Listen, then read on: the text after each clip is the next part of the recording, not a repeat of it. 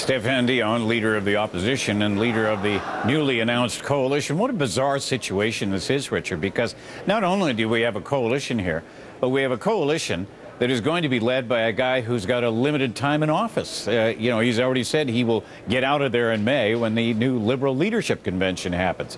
But this is a particularly interesting situation in that Mr. Dion and the coalition have apparently fired a preemptive strike by writing to the Governor General and asking her not to pay any attention to Stephen Harper and his attempts to prorogue Parliament.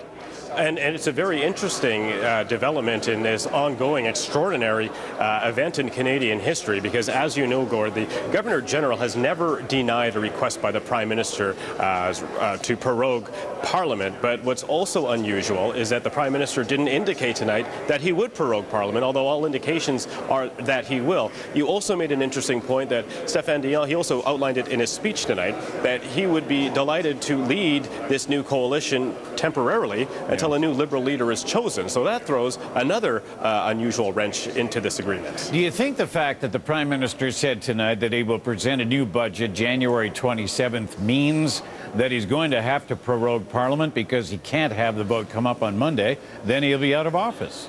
Exactly. So that would be his only option. He would have to prorogue if he is to present a budget on January 27th. And as we mentioned earlier, we already saw late this afternoon plans to bring all premiers together to discuss the economy the third week of January, the week before the budget. So it's a very, very unusual situation that we're seeing developing here tonight.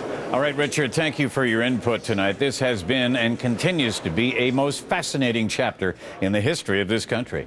This has been a City TV special broadcast, a televised address by Prime Minister Stephen Harper, for which he requested national airtime and the response from the opposition. I'm Gord Martineau in the City Newsroom in Toronto. Good evening.